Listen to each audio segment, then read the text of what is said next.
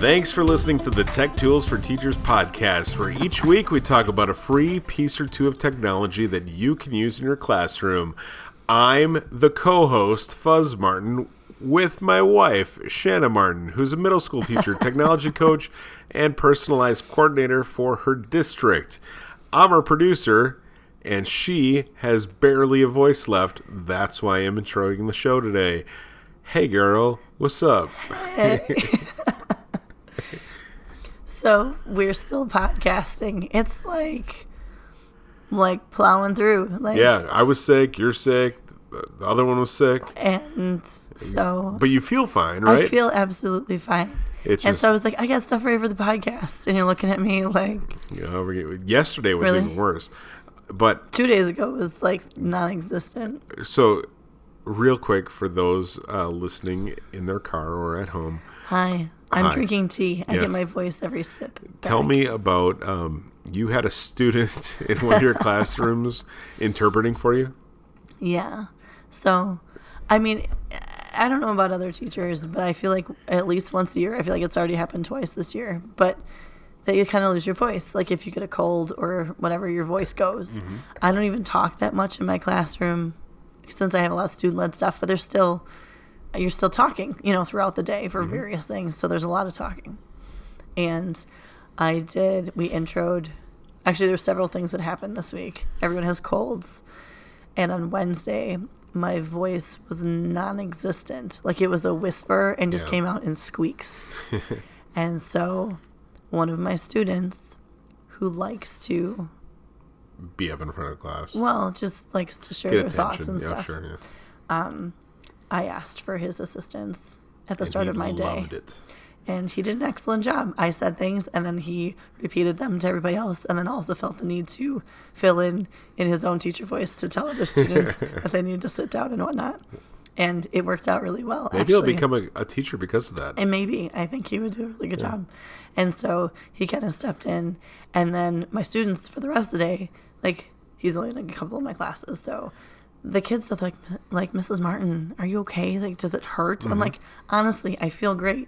You guys can't talk any louder. Like, I can't get any louder than this. Yeah. And so they did more reading out loud and stuff just to help me out. But they've been really troopers. Like, the kids have been awesome, which I really appreciate. I've got a really good group of kids. And then on Friday, we were rolling out a combined science social studies project, which was basically, it's an inquiry. So we laid out directions all day long because we had to do it for all of our classes because then we combined classes and stuff. So there's that. And then today I was at a pool party. With the little one. Four, almost 5-year-old. Now, I will just point out that chlorine doesn't help. No, when it you really don't doesn't. Have a voice. Now, before we get into the rest of the show as well. Yes, the actual learning of things. You have coming up on at your school district and also our oldest daughter's school district, digital learning days. Yeah. And that's becoming a thing. Is that becoming a thing just across Wisconsin or across the nation? It already is in place in many school districts. So like a lot of Indiana school districts, this has been going on for the last 5 years. Okay. And so, like charter schools, it happens, and quite a few other schools like Minnesota and stuff, like schools in Michigan, they've had them in place. So this is the equivalent of kids working from our home. Area, non-charter schools in our area, I guess. They kind of started last year because we had so many cold days last year. Right. That schools are going to school really late in the summer. It was 1 year ago this past week that it was negative 60 degrees here in Wisconsin. Yeah. We had a bunch of cold days. Yeah. So looking at, digital learning days or they're called e-learning days in some districts. Okay. But where the kids then, some of our first one is planned. It's a planned one, so we can see if we can roll it out in our district. Yeah, sure.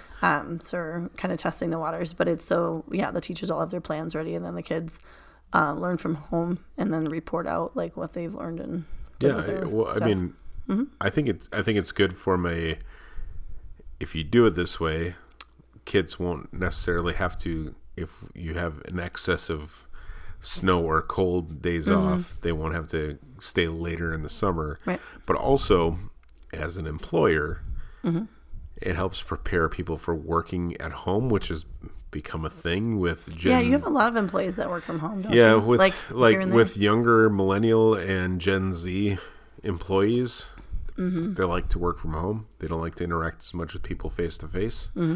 It's just the way things are. I'm not going to dog them for it. It's just how It's just different. how they were raised and how things have grown. And so but being able to do so effectively, I think, is actually a skill to learn. Like if you can, Like time management and stuff. yeah, if you can manage your time at home, stay focused at home, you can actually maybe get more stuff done without the distractions, especially if you're a student. I remember as a student being distracted by all things, Yeah. like socially and hormonally and all those kind of things, like being Right. able to focus and get stuff done. Maybe not watch The Price is Right all day, but Right. Take a break. Watch Price is take a Right. break. Yeah.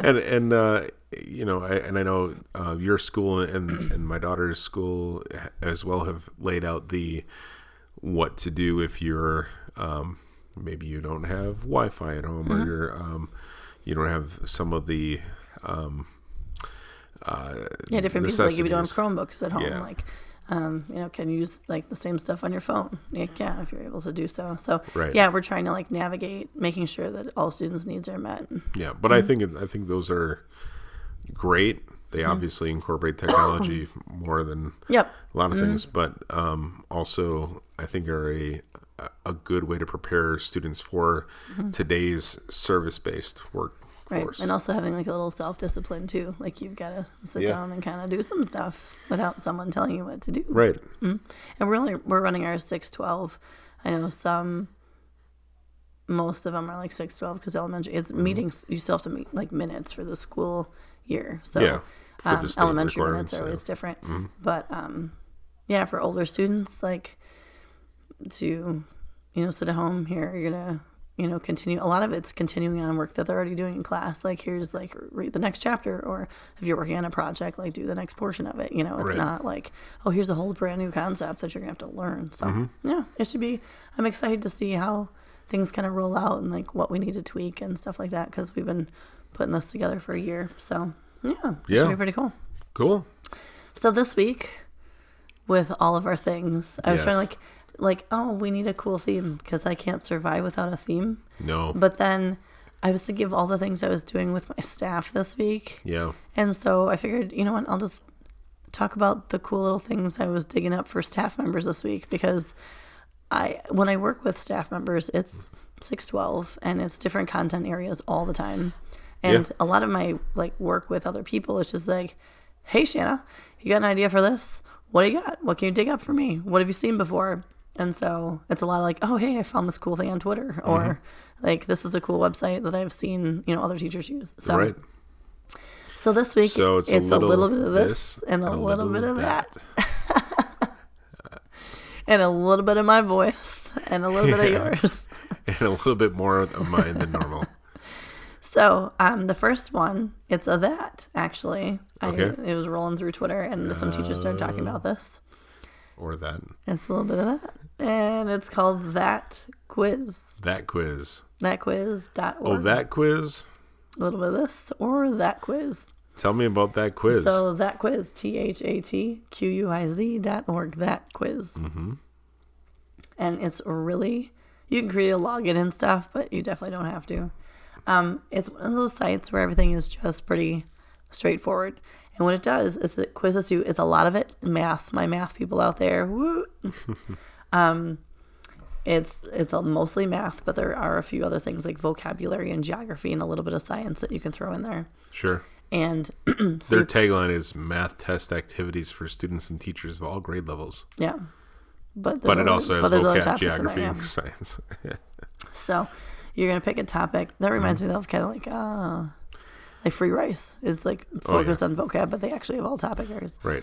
So you're gonna pick a topic. So we'll pick like arithmetic. Okay. You click on it, and then you can choose like I want to do addition, and it's really straightforward. On the left hand side of the screen, there's little check boxes, so you can pick I want addition and subtraction, or I just want addition, and you literally just you type in the number. So like I have 5 plus 8. Cool. And if I get my answer right, then it says, okay, you got it right or you got it wrong. And there's a clock on the right-hand side with right and wrong answers, and there's a clock, and you get like 10 questions, and you can reset. But basically, it's kind of like reviewing your math skills, and yeah, it's timed. You don't have to worry about the clock. Sure. It just kind of shows you. And once you've answered all 10 questions, it'll give you the breakdown on the average of how long it took you to answer each of those questions.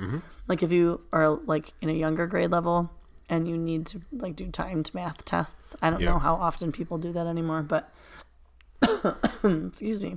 But it's kind of just a cool, just straightforward math practice, which you could do on paper, but this you could do on a phone or on, a computer or a tablet. And like you can practice measurement. And measurement, we have been doing a ton with our 8th graders. They actually do it in science class because there's so many kids that don't remember their basic measurements, and like you need those things. Those are life skills. So they've been doing a lot of measurement practice. So like that's an option here. Like here's the fish. They'll literally line up a fish on a ruler, and you got to tell me how many like centimeters the fish is. So it's easy. Yeah. So pick one. So what's kind of cool is that it just is pretty straightforward math. Yeah. And gives you some feedback, and you know how well you're doing and what you need to do. And the thing I'm worried most about this one in particular is it's so simple. I don't know where I'm going to find a logo for the website for this just blog like, post. You'll screen cut that quiz. That quiz in Helvetica. So, yeah, it's not, I don't even know like the font. Okay. But yeah, so it's very straightforward. It's simple. It's math practice or vocab or the geography. They give you maps, and then you drag to label maps. Yep. Again, just some reinforcement of basic skills. Cool. So it's a little bit of that. All right. So that's thatquiz.com? .org. .org. Thatquiz.org. Okay. Cool. Thatquiz.org. So the second one we have Yep. a little bit of this. And a little bit of... Well, this is none of that. This Okay. It's made by Squibbler. All right. But it's called, the website is, the most dangerous random prompt generator. Okay. Now, couple of things. Let's talk. Going through the prompts, they're kind of Yes. like, she was beginning to realize how far down her memory she buried her teenage years. Like, the prompts, I would put like middle school, high school, and you can definitely like skip through them. Yep. So it's not like if you could put it up on your smartboard or something, you could easily click through something. Like, Yeah, but it wouldn't be definitely not for elementary. it's not for elementary because like the prompts are, Yeah. they're just not interesting probably to younger students. He stared hard at the table as he tried to recall his attacker and began describing... Go ahead. This one is the footsteps were moving away. Anyway, so you can click through and new prompt and, as many times as you want to. The pink glove lay on the ground, almost covered. The horse came back alone because Beauty lost it when Because she went to the base castle. somebody fell off. The end. Yeah. So anyway, so sounds it's called sounds like a story we tell our youngest. the shortest story possible. Okay. The pink glove lay on the ground, almost covered, but it wasn't totally covered. The end. Good night. Good night. Go to sleep. But what's fun about this? So you pick so the horse came back alone. You click start writing. Yep. And there's this little timer so once you start and you put like a space and you type in a word, there's a little timer that starts going across your screen. And because you only get 5 minutes, right? But if you sit on it for more than 10 seconds or 5 seconds, and the screen goes, you failed. And then you have to start over. So you're not allowed to pause and think. Oh. Wow, You can't you can't spend time. You can type and then delete and type and delete, but you can't stop typing for more than 5 seconds or it locks up your screen and you have to start over. There's also a mode called hardcore mode where it doesn't allow you to see what you've been writing. It's all blurred out. And also, if you wait 5 seconds, it goes to a big red "you failed" screen. which is So- awesome. which is fun. So that's why I'm thinking this one is more like middle school, high school, because the prompts are a little trickier, but they also require you to like just write. Like, what a great way to get kids just to Yeah. like stream of consciousness, like writing. Just start writing, and you can click PDF then, and it'll like put it Yeah. all together for you. And you can select between if you want a number of minutes that you want the kids to write without stopping, or the number of words you want them to write without stopping. So you can get 75, 150, 250, 500, or 1667. Nice. And then minutes, it's between 3 minutes and an hour in different increments. So Yeah. So it's kind of fun. yeah. So it's like it's a random prompt generator, but then also it pushes your writing skills too. It's not just the prompts then, but then you're like on a time clock when it comes to actually writing. And to me, I kind of laughed the first time the red screen came up on me. I was like, what? And then I realized like, oh, I have to keep writing. Otherwise, Like it's pretty like intense though. shut down. Yeah, like.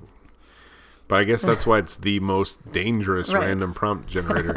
So it's Squibbler SQUIBLER.io /random-prompt-generator. The link will be at the website. Yes. So try it out even Yeah. for yourself. It's kind of like a fun little challenge. Squibbler. Yeah. All There right. you go. What's next? So that, a little bit of this, a little bit of that. Another of that. This one is Virtual Nerd. Virtual Nerd. What's up, Virch Nerd? Virtual Nerd. So I got another math thing. Okay. I'm all like helping the math people this week. Yeah. So Virtual Nerd, it's created by Pearson, which is one of the book companies that does math things. Well, they do lots of educational things. But Virtual Nerd it's cool. So everyone's familiar with Khan Academy and the videos that are Yep. created for math. Well, Virtual Nerd has their own kind of version of this. So they have over 1,500 video lessons that do like middle grade math through Algebra 2. They also have like Common Core and SAT math topic and ACT math topic alignments. So you Okay. can like make sure that you're doing what you're supposed to do for those tests too. Yeah. So like when you go to virtualnerd.com and you click on like pre-algebra, once you pick the overall topic, there's 708 virtual nerd lessons focused on pre-algebra. Sure. Then you pick your topic. So like multi-step equations and inequalities. You click on that one and then you get 7 more smaller topics within that one. So then if I click on equations with variables on both sides, then I get another breakdown. Solving equations with variables on both sides. And Wow. then you click on it, and there's 3 videos that explain it. Yep. So, like, it goes from, like, one topic to the breakdown to the next breakdown to the next breakdown.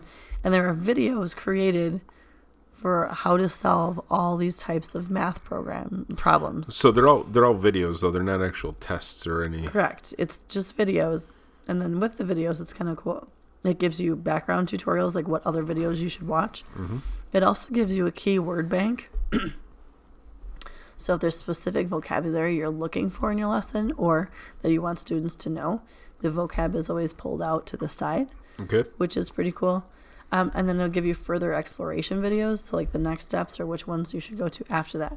So as a teacher, this is another fantastic resource when if your kids need to hear another version of how to do an equation, or if you weren't there that day, Yep. or if they need extra help in something, because a lot of times math is just like repeating Yeah. the skill and relearning it and hearing it different ways.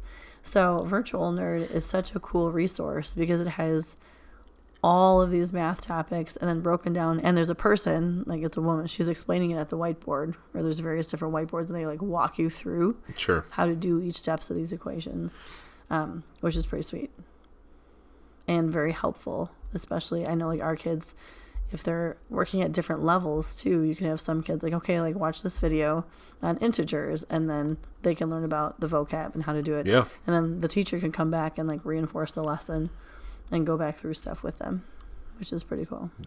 Yeah, that is cool. So that is my this. That's a this. And that's a this. There you go. Well, what's the Math. site again? virtualnerd.com. Virtualnerd.com. Yeah. Okay. So Remember when listen- nerd was like a bad word? I know. Nerds are awesome. And now nerd's like, oh yeah, look at that nerd. That's cool. That person must make a lot of money. Pretty much. And they're pretty cool. Because they like nerdy things. Like Star Wars and old G.I. Joe figures. Those are your own nerdy things. I'm naming off my own. I mean, we embrace Star Wars in this house. But... They like podcasting in the kitchen. Oh, yeah. What a nerd. Love them. Oh, the dog over there snoring. Yeah, that. Oh, the dog is snoring. Cool. Oh, man. That guy's 41. You're such a nerd. So anyway. Broadcasting live from his breakfast nook. Or whatever we call this thing. That's a counter. Kitchen counter. So there's that. Yeah, true. So our last this and that is Yes. another thing that I used this week with my staff. Okay. One of my staff members. Science. High school science, actually. Actually, high school conservation science.